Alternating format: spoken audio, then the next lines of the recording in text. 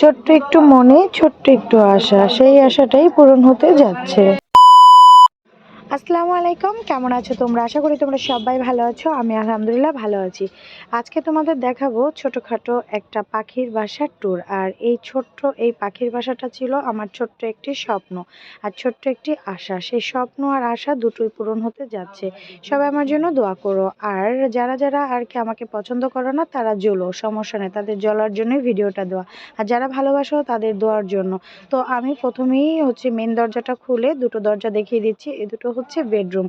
তো বেডরুমের হচ্ছে ঢোকার আগে এই যে সাইডের দরজাটা দেখালাম, ওটা হচ্ছে মেয়ের রুম আর এটা হচ্ছে বেডরুম, মাস্টার বেডরুম। তো বাসাটা এখনও পারফেক্ট গোছানো হয়নি। গোছানো হলে তোমাদের হোম ট্যুরটা সুন্দর করে আমি একদিন দিব।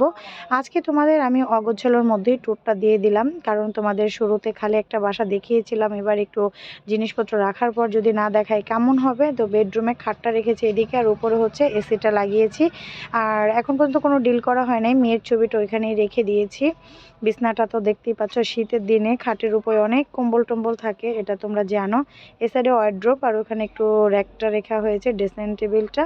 আর এটা হচ্ছে বারান্দার দরজার এই সাইডে হচ্ছে ওভেনটা রেখেছি। ওভেনের হচ্ছে ইয়াটার উপরে, কারণ মানে ওভেন রাখার অন্য কোথাও জায়গা নেই, তাই বেডরুমে রাখা লাগলো। আর এটা হচ্ছে আলমারি।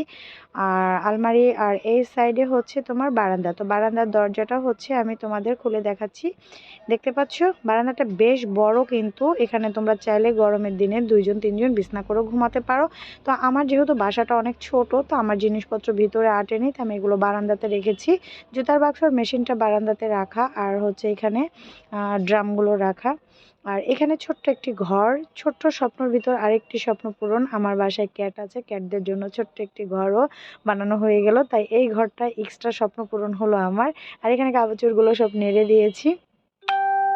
এবার হচ্ছে তোমাদের যেটা দেখাচ্ছি আমি, এরপর হচ্ছে মেয়ের রুমটা দেখাবো। মাস্টার বেডরুম তো তোমাদের দেখালামই। আর এটা হচ্ছে মেয়ের রুম। তো মেয়ের রুমটা একদমই ছোট, একটা খাট ফেলেছি। আর হচ্ছে উপরে একটু দরজায় শুদ্ধ করে সাজাবো। তো হালকা পাতলা এখন করেছি। আর এখানে অল্প একটু জায়গা, ওখানে র্যাকটা কিছু রাখা যায় না। একটা টপ রেখা আছে, তো টপটা এখনো গাছ লাগানো হয়নি, তোমাদের দেখাবো লাগিয়ে। তো এখানে পড়ার টেবিলটা রেখেছি, আর এখানে সাইডে চেয়ার। আর ওই দেখো একটা আপেলের মতো ছিল, তোমরা আগে দেখেছো, ওটার টেবিলের নিচে দিয়ে দিয়েছি। ওখানে আর কাগজপত্র যেগুলো এক্সট্রা আছে সেগুলো ওখানে রেখে দিবে। আর এখানে কাপড় চোপড় রাখা। আর এটা হচ্ছে গলির মতো, আর এই গলির মতো এখানে হচ্ছে শোকেসটা রাখা। আপাতত শোকেসের ভিতরে এই হচ্ছে গোছানোটাও পারফেক্ট হয়নি।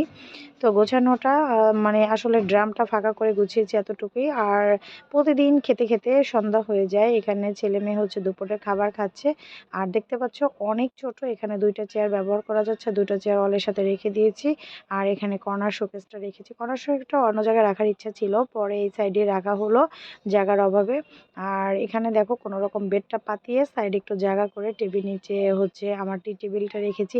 এটা ছিল আমার শখের টেবিল।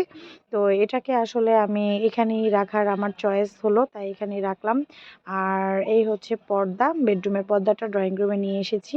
আর পর্দা আসলে নতুন করে একটু কেনার ইচ্ছা আছে, দেখি সময় সুযোগ করে কিনবো। আর এখানে বাথরুমে দেখো 2টা কমোড, কারণ কেউ হাই পছন্দ করে কেউ লো করে। তো আমি হাই ছাড়া বসতে পারি না, তাই হাইটা দেওয়া হয়েছে। আর লোটাও যারা হচ্ছে হাইতে বসতে পারে না তাদের জন্য দেওয়া। তো এটা হচ্ছে আমার কিচেন, খুবই ছোট কিচেনটা। দেখতে পাচ্ছ ঢুকতেই দরজার সামনে এক সাইডে থালাবাটির র্যাক, আর এক সাইডে হচ্ছে রাইস কুকারের আর আলাদা করে যে কোটাকুটি রাখা সেটা।